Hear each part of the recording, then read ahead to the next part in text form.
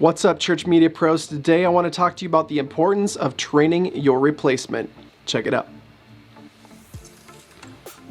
Thank you for watching Church Media Pro. My name is Aaron Warden. On this channel we talk about all things pro church media and advertising, and today I want to talk about a very important subject, and I've been doing a series on this, guys, on more process driven stuff rather than gear driven stuff. And today I want to talk about training your replacement. It's so important. It's so important, guys, to be able to not only replace yourself if you were to move on, get another better job offer at another church, or if you're just moving up within the organization, which I know all of you probably want to do at some point, or at least your senior leadership is looking forward to you doing so as you grow as a church. So don't be surprised, guys, if you get tapped to be the next level up. I went from, a volunteer to volunteer tech director to staff tech director to managing the marketing on top of tech,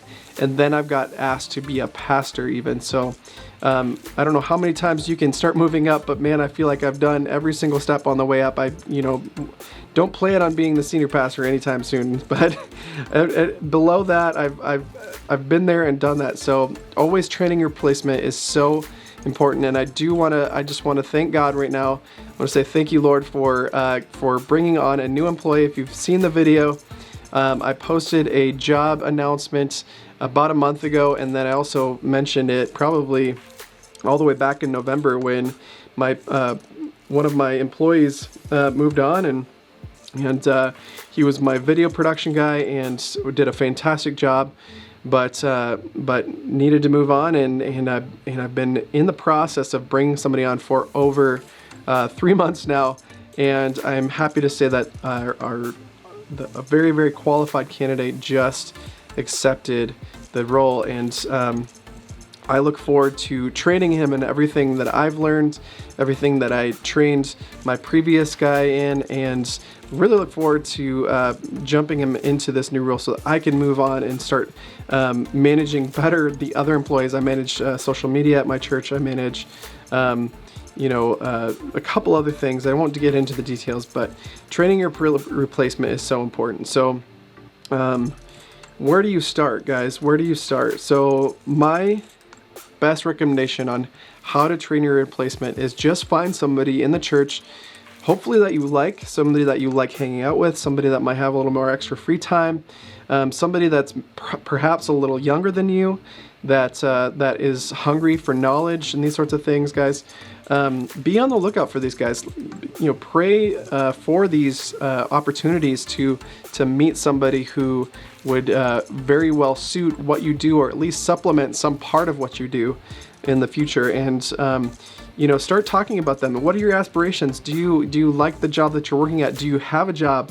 Are you in college, or these sorts of things? And maybe even in high school, guys. I mean, tech jobs are not. It's not necessarily to go to college, especially if you're learning tech in a junior high school level, guys. And just bringing these volunteers up to speed makes it possible to bring them on as employees or interns and these sorts of things. So be on the lookout for people that have the heart for ministry, might have some customer experience background. I talked about that in a previous video about, any church job that you have is 90% customer service, because you are serving the people in your church, right? So the next step is to start actually training them in the job. And now, you're not going to drop your entire job load on them, but you want to start delegating little tasks and just having conversations about, so hey, do you want to just come alongside me? And that's the best way to start. Just come alongside me, hang out. What time of your week do you have an hour to come learn the system? Come, I just started today with a young man who I'd like to train as a technician.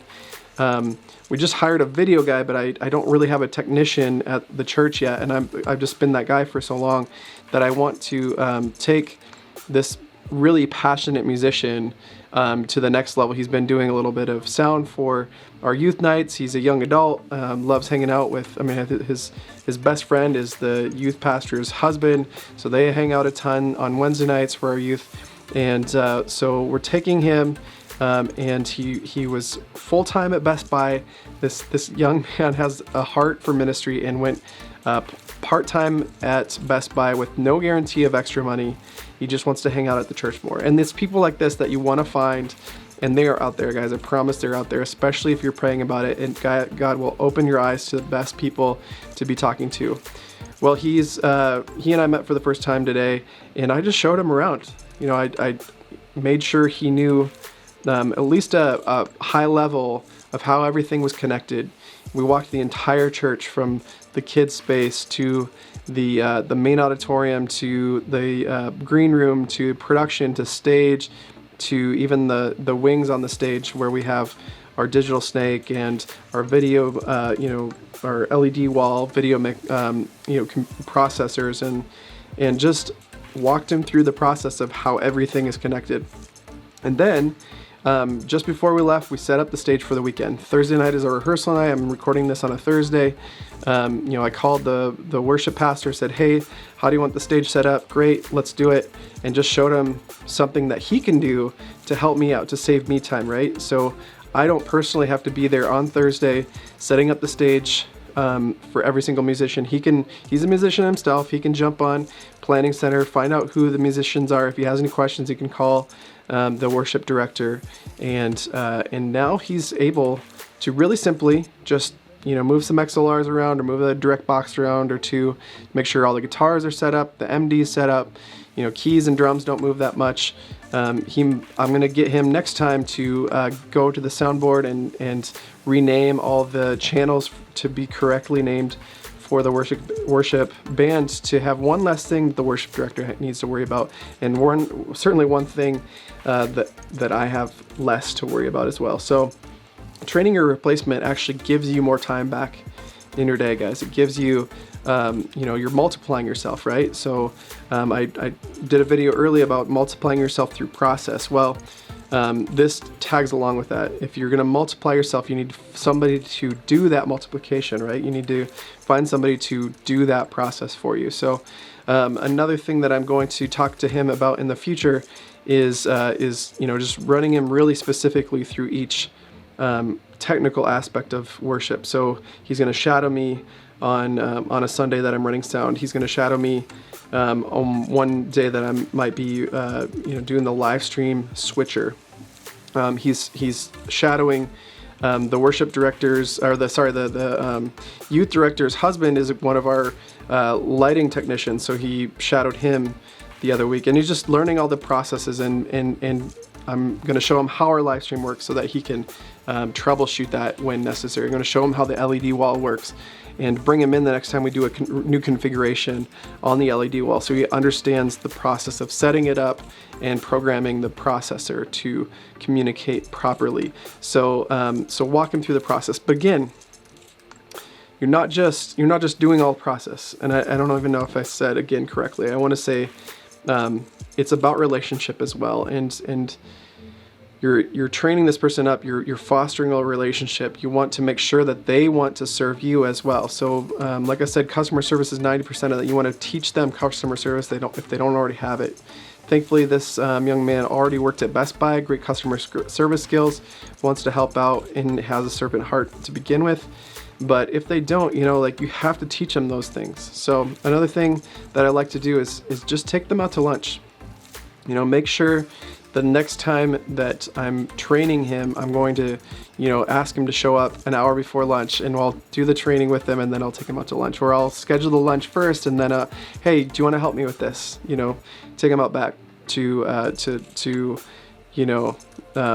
work on, some sort of project that you need done, whether it be fixing something or replacing something. Show them what you're doing. Like the other day we pulled a couple subwoofers out of our auditorium because they need repaired, and we got the screwdriver out and pulled out the amplifiers. Are self-powered Myers, and we pulled out the amplifiers, took a picture of the serial number so that we could send them off to get an RMA number, right? So find little projects to do with people that you think could help you and not only help you, but become your replacement so that you can level yourself up in the future. So if you guys have any questions about this, please put them in the comments, like, subscribe, and hit that notification bell for more videos just like this. And I try to post at least 3 times a week, if not 4, guys. So I hope to see you in the next video. And if you like coffee, and I know a lot of you guys do because most church technicians are coffee fanatics, head over to friedrichscoffee.com for roasted to order 12-ounce bags of coffee sent anywhere in the United States, the continental United States, free of shipping with code FREESHIPUSA. Check out that. If you purchase some of that coffee, I do get a commission off of that, and it does help support this channel. So thank you very much for watching, and God bless.